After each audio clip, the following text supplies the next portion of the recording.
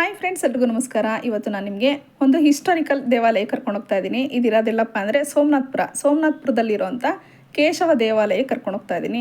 ದೇವಸ್ಥಾನ ಅಂತೂ ತುಂಬ ಅದ್ಭುತವಾಗಿದೆ. ನೀವು ಇವಾಗಲೇ ನೋಡಿರ್ಬೋದು, ಕೇಳಿರ್ಬೋದು, ವಿಸಿಟ್ ಮಾಡಿರ್ಬೋದು. ತುಂಬ ಚೆನ್ನಾಗಿದೆ. ನನಗೆ ಸಾಧ್ಯವಾದಷ್ಟು ಇಲ್ಲಿನ ಮಾಹಿತಿನ ಕೊಡೋದಕ್ಕೆ ಇಷ್ಟಪಡ್ತೀನಿ.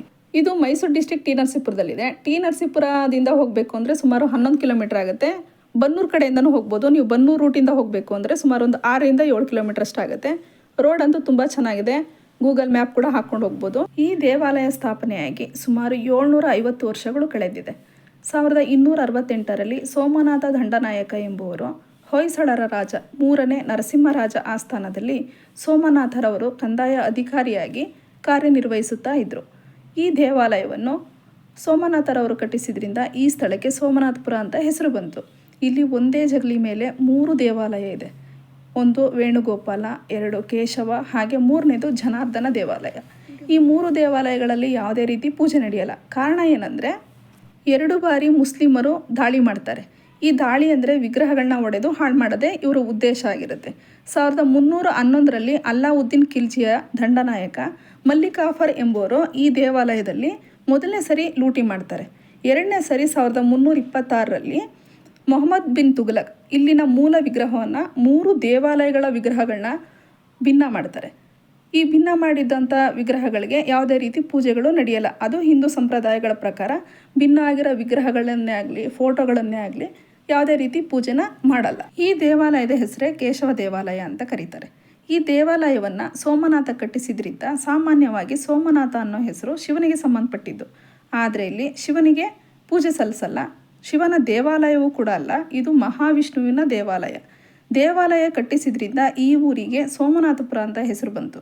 13ನೇ ಶತಮಾನದಲ್ಲಿ ಹಳೆಗನ್ನಡ ಅಕ್ಷರದಲ್ಲಿ ಇಲ್ಲಿ ಬರೆಯಲಾಗಿದೆ. ಇದರಲ್ಲಿ ಪೂರ್ತಿಯಾಗಿ ದೇವಸ್ಥಾನದ ಹಿಸ್ಟ್ರಿನ ಬರೆಯಲಾಗಿದೆ. ಇಲ್ಲಿ ಯಾರು ಕಟ್ಟಿಸಿರೋದು, ಯಾವಾಗ ಕಟ್ಟಿಸಿರೋದು, ಯಾರ್ಯಾರು ದಾನ ದತ್ತಿ, ಇನ್ನೂ ಹಲವು ಮಾಹಿತಿಗಳನ್ನ ಹಳೆಗನ್ನಡದಲ್ಲಿ ಬರೆಯಲಾಗಿದೆ. ದೇವಸ್ಥಾನ ಕಟ್ಟೋಕ್ಕೆ ಸುಮಾರು 68 ವರ್ಷಗಳ ಕಾಲ ಹಿಡಿದಿದೆ ಅಂತೆ. ಇಲ್ಲಿ 500 ಜನ ಕಲಾಶಿಲ್ಪಿಗಳು ಹಾಗೆ ಪ್ರತಿದಿನ ಕೆಲಸ ಮಾಡ್ತಾ ಇದ್ರಂತೆ. 2ನೇ ತಲೆಮಾರಿನವರು ಈ ದೇವಾಲಯವನ್ನು ಪೂರ್ಣಗೊಳಿಸಿದರು ಅಂತ ಹೇಳಲಾಗುತ್ತೆ. ಪ್ರಮುಖವಾಗಿ 5 ಜನ ಶಿಲ್ಪಿಗಳು ಮಲ್ಲಿತಮ್ಮ, ಮಸಣಿತಮ್ಮ, ಭಾಮೇಯ, ಚಾಮೇಯ, ಚೌಡಯ್ಯ ಪ್ರಮುಖವಾಗಿ ಈ ದೇವಾಲಯದ ಸುಂದರ ಮೂರ್ತಿಗಳನ್ನ ಕೆತ್ತನೆ ಮಾಡಿದವರು ಅಂತ ಹೇಳಲಾಗುತ್ತೆ. ಅದರಲ್ಲೂ ಮಲ್ಲಿತಮ್ಮರವರು ತುಂಬ ಸುಂದರ ಮೂರ್ತಿಗಳನ್ನ ಕೆತ್ತನೆ ಮಾಡಿದ್ರು ಅಂತ ಹೇಳಲಾಗುತ್ತೆ. ಆಗಿನ ಕಾಲದಲ್ಲಿ ದುಡ್ಡು, ಒಡವೆ, ಚಿನ್ನಾಭರಣ ಇನ್ನಿತರ ಬೆಲೆ ಬಾಳೋ ವಸ್ತುಗಳನ್ನ ಸುರಕ್ಷಿತವಾಗಿಡೋದಕ್ಕೆ ಸ್ಥಳ ಇರ್ತಾ ಇರಲಿಲ್ಲ. ಬ್ಯಾಂಕುಗಳ ವ್ಯವಸ್ಥೆ ಕೂಡ ಇರ್ತಾ ಇರಲಿಲ್ಲ. ಬದಲಾಗಿ ಏನು ಮಾಡ್ತಾಯಿದ್ರು ಅಂದರೆ ದೇವಾಲಯಗಳ ನೆಲಮಾಳಿಗೆ ಹಾಗೆ ಭೂಮಿ ಒಳಗೆ ನೆಲ ಅಗೆದು ಬೆಲೆ ಬಾಳೋ ವಸ್ತುಗಳನ್ನ ಬಚ್ಚಿಡ್ತಾ ಇದ್ರು. ಹಾಗಾಗಿ ಇದನ್ನು ಲೂಟಿ ಮಾಡೋದಕ್ಕೆ ಬಂದಾಗ ಸಾವಿರಾರು ಒಂಟೆಗಳು, ಆನೆಗಳು ಹೀಗೆ ಪ್ರಾಣಿಗಳ ಸಹಾಯದಿಂದ ತಿಂಗಳುಗಟ್ಟಲೆ ದೋಚ್ತಾ ಇದ್ರಂತೆ. ಇಲ್ಲಿ ಲೂಟಿ ಮಾಡಿಕೊಂಡು ಹೋಗೋ ದಾರಿ ಮಧ್ಯದಲ್ಲೇ ಹಳೆಬೀಡು ಸಿಕ್ತಂತೆ. ಆ ಹಳೆಬೀಡಲ್ಲಿ ಹೊಯ್ಸಳೇಶ್ವರ ದೇವಾಲಯವನ್ನು ಕೂಡ ಇವರು ಭಂಗ ಮಾಡಿದ್ದಾರೆ. ಅಲ್ಲೂ ಕೂಡ ವಿಗ್ರಹಗಳನ್ನ ಒಡೆದು ಭಿನ್ನ ಮಾಡಿದ್ದಾರೆ.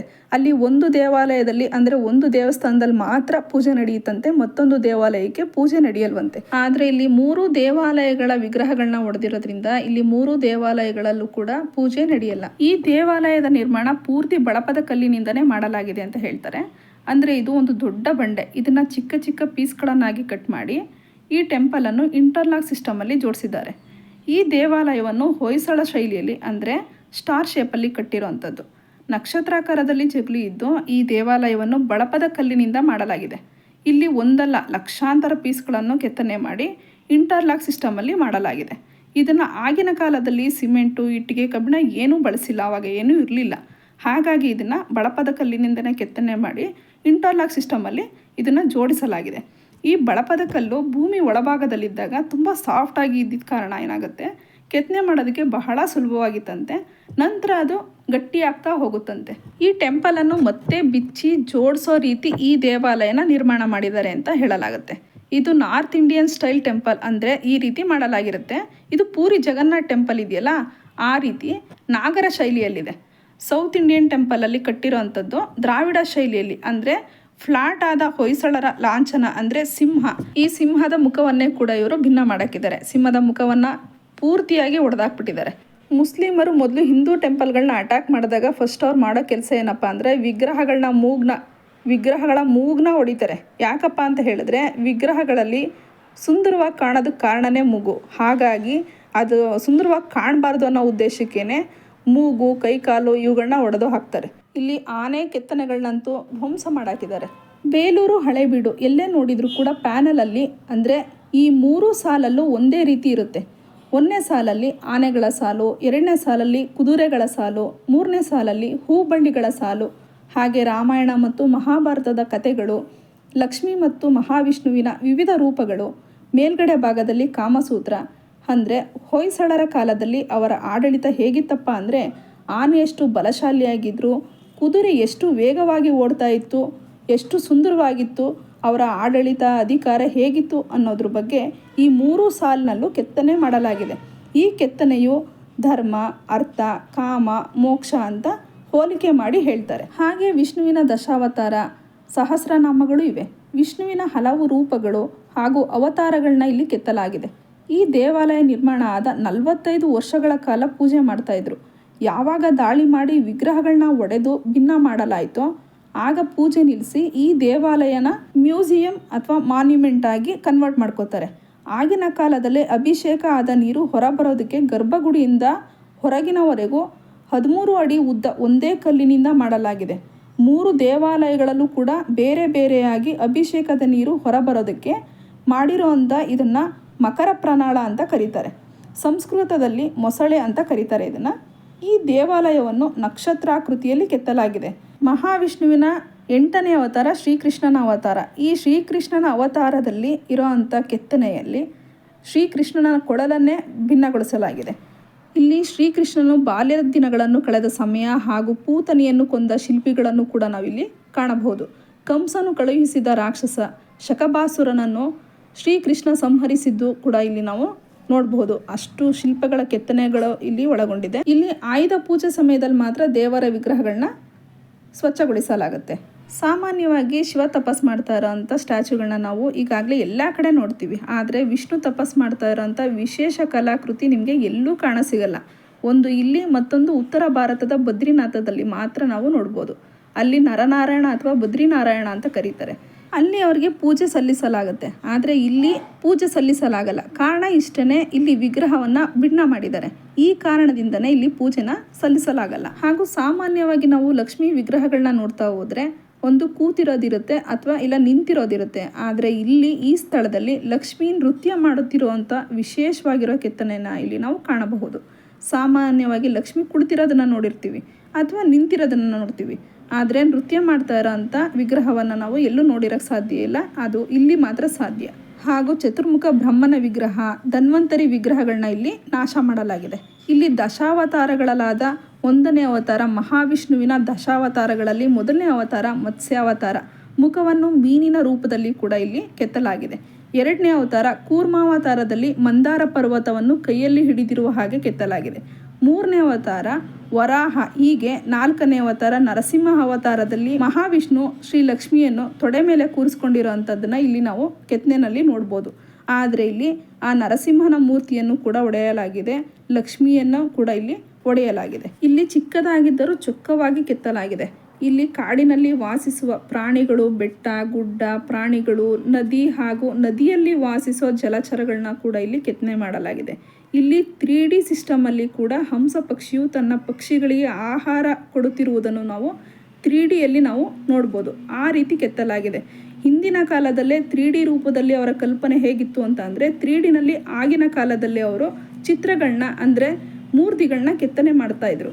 ಮತ್ತು ಕಾಳಿಂಗ ಮರ್ದನ ಶಿಲಾಕೃತಿಗಳನ್ನು ಕೂಡ ಇಲ್ಲಿ ಕಾಣಬಹುದು. ಇಲ್ಲಿನ ವಿಶೇಷತೆ ಮತ್ತೊಂದು ಏನಂದರೆ 7 ಪ್ರಾಣಿಗಳ ಅಂಗಾಂಗಗಳು ಸೇರಿ ಒಂದೇ ಒಂದು ಆಕೃತಿನ ಮಾಡಿದ್ದಾರೆ. ಅದು ಯಾವುದಪ್ಪ ಅಂದರೆ ಯಾವ ಪ್ರಾಣಿಗಳ ಅಂಗಗಳನ್ನ ತೆಗೆದು ಮಾಡಿದ್ದಾರೆ ಅಂತ ಹೇಳಿದ್ರೆ ಆನೆ, ಮೊಸಳೆ, ಕೋತಿ, ಹಸು, ಹಂದಿ, ಸಿಂಹ ಹಾಗೂ ನವಿಲಿನ ಗರಿಗಳನ್ನು ಇಲ್ಲಿ ಕೆತ್ತಲಾಗಿದೆ. ಇಲ್ಲಿ ದಿನ ಕೂಡ ಪ್ರತಿದಿನ 500 ಜನ ಶಿಲ್ಪಿಗಳು, ಅದರಲ್ಲಿ 5 ಜನ ಶಿಲ್ಪಿಗಳು ಮಾತ್ರ ಪ್ರಮುಖವಾಗಿ ಫೇಮಸ್ ಆಗಿದ್ದಾರೆ. ಈಗಾಗಲೇ ನಿಮಗೆ ತಿಳಿಸಿರೋ ಹಾಗೆ ಮಸಣಿತಮ್ಮ, ಮಲ್ಲಿತಮ್ಮ, ಭಾಮೇಯ, ಚಾಮೇಯ ಮತ್ತು ಚೌಡಯ್ಯ. ಅದರಲ್ಲೂ ಮಲ್ಲಿತಮ್ಮ ಅನ್ನೋರು ತುಂಬ ವಿಶೇಷವಾಗಿರೋಂಥ ವಿಗ್ರಹಗಳನ್ನ ಅದ್ಭುತವಾಗಿ ಇವರು ಕಲಾಕೃತಿಗಳನ್ನ ಮೂಡಿಸಿದ್ದಾರೆ. ಈ ಟೆಂಪಲ್ ಕಟ್ಟೋಕ್ಕೆ ಸುಮಾರು 68 ವರ್ಷಗಳ ಕಾಲ ತೆಗೆದುಕೊಂಡಿದ್ದಾರೆ. 500 ಜನ ಶಿಲ್ಪಿಗಳು ಕೆಲಸ ಮಾಡಿದರೂ ಕೂಡ ಇಲ್ಲಿ 2ನೇ ಜನರೇಷನ್ ಅವರು ಈ ದೇವಾಲಯವನ್ನು ಕಂಪ್ಲೀಟ್ ಮಾಡಿದ್ದಾರೆ. ಸುಮಾರು ಈ ದೇವಾಲಯಕ್ಕೆ 750 ವರ್ಷಗಳಾಗಿವೆ. ಇಲ್ಲಿ 194 ದೊಡ್ಡ ವಿಗ್ರಹಗಳಿವೆ. ವಿಷ್ಣುವಿನ ವಿಗ್ರಹ 164 ವಿಗ್ರಹಗಳಿವೆ. 30 ವಿಗ್ರಹಗಳು ಬೇರೆ ಬೇರೆ ದೇವರ ವಿಗ್ರಹಗಳಿವೆ. ಸಣ್ಣ ದೇವರ ವಿಗ್ರಹಗಳು ಸುಮಾರು 6000 ವಿಗ್ರಹಗಳಿವೆ.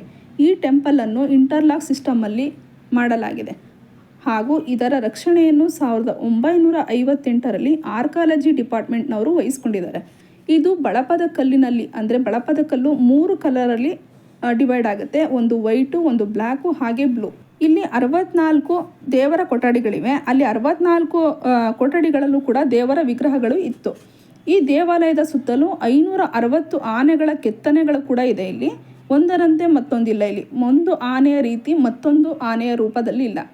ವಿವಿಧ ರೂಪದಲ್ಲಿ ಆನೆಗಳ ಕೆತ್ತನೆಗಳನ್ನ ಮಾಡಲಾಗಿದೆ. ಇಲ್ಲಿ ಆನೆ ವಿಗ್ರಹಗಳನ್ನ 3D ರೂಪದಲ್ಲಿ ಕೆತ್ತನೆ ಮಾಡಲಾಗಿದೆ. 3 ಭಾಗಗಳಲ್ಲೂ ಕೂಡ ಆನೆಗಳನ್ನ ಇಲ್ಲಿ ಕಾಣಬಹುದು. ಅಂದ್ರೆ 3D ರೂಪದಲ್ಲಿ ಇಲ್ಲಿ ಆನೆಗಳ ಕೆತ್ತನೆಗಳನ್ನ ಕೂಡ ಮಾಡಿದ್ದಾರೆ. ಇಲ್ಲಿನ ಕಂಬಗಳನ್ನು ಕೂಡ ಲೇತ್ ರೊಟೇಷನ್ ಮಾಡಲಾಗಿದೆ.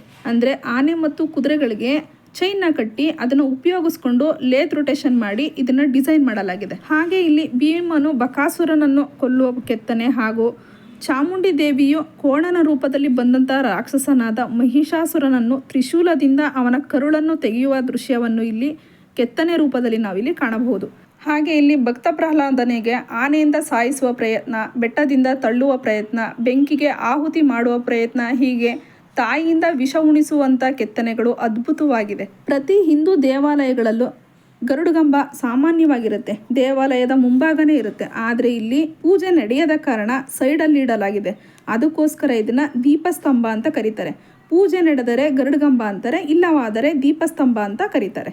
ದೇವಸ್ಥಾನದ ದ್ವಾರಪಾಲಕರಾದ ಅಂದರೆ ಮಹಾವಿಷ್ಣುವಿನ ದ್ವಾರಪಾಲಕರಾದ ಜಯ ಮತ್ತು ವಿಜಯ ಕೈಗಳನ್ನು ಒಡೆಯಲಾಗಿದೆ. ಇದನ್ನು ಆರ್ಕಾಲಜಿಯವರು ಕಬ್ಬಿಣದ ರಾಡ್ಗಳನ್ನು ಸಪೋರ್ಟ್ ಮಾಡಿ ಇಲ್ಲಿ ರಾಡ್ಗಳನ್ನ ಹಾಕಿದ್ದಾರೆ. ದೇವಾಲಯದ ಒಳಭಾಗದಲ್ಲಿ 18 ಕಂಬಗಳಿವೆ, 16 ಸೀಲಿಂಗ್ಗಳಿವೆ. ರೌಂಡ್ ಸೀಲಿಂಗನ್ನು ಸಂಸ್ಕೃತದಲ್ಲಿ ಇದನ್ನು ಭುವನೇಶ್ವರಿ ಅಂತ ಕರೀತಾರೆ. 64 ವಿದ್ಯೆಗಳುಳ್ಳ ವಾದ್ಯಗಳನ್ನ ಒಬ್ಬೊಬ್ಬರು ಒಂದೊಂದು ರೀತಿಯಲ್ಲಿ ಉಪಯೋಗಿಸ್ತಿರೋಂಥ ವಾದ್ಯಗಳನ್ನ ಇಲ್ಲಿ ಚಿತ್ರಿಸಲಾಗಿದೆ. ಹಾಗೂ ಅಷ್ಟದಿಕ್ಪಾಲಕರು, ಗೋವುಗಳು, ಕಮಲದ ಮೊಗ್ಗು ಇದೆ. ಇದರಲ್ಲಿ ಸುತ್ತ ಗೋವುಗಳ ಗೊರಸು ಅಂತಾರೆ. ಮೊಗ್ಗಾಗಿರುವ 16 ಸೀಲಿಂಗಲ್ಲೂ ಹೂ ಹರಳುತ್ತಿರುವ ಹಾಗೆ ಮಾಡಲಾಗಿದೆ. ಹಾಗೂ ರಂಗೋಲಿ ಡಿಸೈನ್ ಕೂಡ ಮಾಡಲಾಗಿದೆ. ಹೀಗೆ ಒಳಗಡೆ ಇರುವ ಕೆಳಗಡೆ ಜಾಗವನ್ನು ನವರಂಗ ಎಂದು ಕರೆಯಲಾಗಿದೆ. ಒಳಗೆ ಇರೋ ದೇವಾಲಯದ ಶ್ರೀಕೃಷ್ಣನ ಕುರಳನ್ನು ಒಡೆಯಲಾಗಿದೆ. ಈ ಕೃತಿಯಲ್ಲಿ ಗೋಪಿಕಾ ಸ್ತ್ರೀಯರು ಹಾಗೂ ಹಸುಗಳನ್ನು ಕೆತ್ತಲಾಗಿದೆ. ಕೃಷ್ಣನ ಹೆಬ್ಬೆರಳನ್ನು ಕೂಡ ಇಲ್ಲಿ ಡ್ಯಾಮೇಜ್ ಮಾಡಲಾಗಿದೆ. ಆ ಕೃಷ್ಣನ ಹೆಬ್ಬೆರಳನ್ನ ಇಲ್ಲಿ ಒಡೆದು ಹಾಕಲಾಗಿದೆ. ಹಾಗಾಗಿ ವಿಗ್ರಹ ಡ್ಯಾಮೇಜ್ ಆದಮೇಲೆ, ವಿಗ್ರಹ ಭಿನ್ನ ಆದಮೇಲೆ ಇದಕ್ಕೂ ಕೂಡ ಪೂಜೆನ ಸಲ್ಲಿಸೋ ಹಾಗಿಲ್ಲ. ಹಿಂದೂ ಸಂಪ್ರದಾಯದ ಪ್ರಕಾರ ಯಾವುದೇ ವಿಗ್ರಹಕ್ಕೆ ಭಿನ್ನ ಆದಾಗ ಪೂಜೆ ಸಲ್ಲಿಸಲ್ಲ. ಹೀಗೆ ಮೂಲ ವಿಗ್ರಹವನ್ನು ಕೂಡ ಸಂಪೂರ್ಣವಾಗಿ ಒಡೆದಾಕಿದ್ದಾರೆ. ಅದರ ಕುರುಹುಗಳೇ ಸಿಗದಂತೆ ಮಾಡಿದ್ದಾರೆ. ಹಾಗಾಗಿ ಇದನ್ನು ತಗೊಂಡೋಗಿ ನದಿಗೆ ಬಿಟ್ಟಿದ್ದಾರೆ. ದೇವಸ್ಥಾನದ ಒಳಭಾಗದಲ್ಲಿರುವಂಥ ಎಲ್ಲ ಮೂರ್ತಿಗಳನ್ನು ಕೂಡ ಹೀಗೆ ಭಿನ್ನ ಮಾಡಲಾಗಿದೆ. ಮಧ್ಯದ 2 ಕಂಬಗಳನ್ನು ಕೈಯಿಂದ ಕೆತ್ತನೆ ಮಾಡಲಾಗಿದೆ. ಕಮಲದ ಆಕೃತಿಯಲ್ಲಿ ಚಿತ್ರಿಸಲಾಗಿದೆ. ಇದನ್ನು ಕೂಡ ಬಳಪದ ಕಲ್ಲಿನಿಂದನೇ ಕೆತ್ತನೆ ಮಾಡಲಾಗಿದೆ. ಇದನ್ನು 5 ಪೀಸ್ಗಳನ್ನ ಸೇರಿಸಿ ಒಂದು ಕಂಬಕ್ಕೆ ಜಾಯಿಂಟ್ ಮಾಡಲಾಗಿದೆ. ಇದನ್ನು ಪಂಚಶಿಲಾ ಸ್ತಂಭ ಅಂತ ಕರೀತಾರೆ. ಒಂದು ಪೀಠ ಅಂತ, 2ನೇದು ಕಂಬ, 3ನೇದು ಕುಂಭ, ಹಾಗೆ 4ನೇದು ಕಟ್ಟಿ, 5ನೇದು ಭಾರವಾಹಕ ಅಂತ ಕರೀತಾರೆ. ಇದನ್ನು ಆನೆ, ಕುದುರೆಗೆ ಚೈನ್ ಕಟ್ಟಿ ಲೇತ್ನಲ್ಲಿ ರೊಟೇಷನ್ ಮಾಡಿ ಡಿಸೈನ್ ಮಾಡಲಾಗಿದೆ. ದೇವಾಲಯಗಳನ್ನ ಈ ಮುಸ್ಲಿಮರು ಆಕ್ರಮಣ ಮಾಡಿ ನಮ್ಮ ದೇವಾಲಯಗಳನ್ನ ಧ್ವಂಸ ಮಾಡಿ ವಿಗ್ರಹಗಳನ್ನ ನಾಶ ಮಾಡಿ ಹಾಳುಗೆಡವಿ ನಮ್ಮ ದೇವಾಲಯಗಳಿಗೆ ನಾವೇ ಪೂಜೆ ಸಲ್ಲಿಸದೇ ಇರೋ ಹಾಗೆ ಮಾಡಿರೋಂಥ ಈ ಮುಸ್ಲಿಮರಿಗೆ ಧಿಕ್ಕಾರ ಇರಲಿ ಅಂತ ಇವತ್ತು ನಾನು ಮಾಡಿರೋ ಈ ವಿಡಿಯೋ ನಿಮ್ಗೆ ಇಷ್ಟ ಆದರೆ ಲೈಕ್ ಮಾಡಿ, ಶೇರ್ ಮಾಡಿ, ಕಮೆಂಟ್ ಮಾಡಿ, ಹಾಗೆ ನನ್ನ ಚಾನಲ್ಗೆ ಸಬ್ಸ್ಕ್ರೈಬ್ ಆಗಿ. Thank you.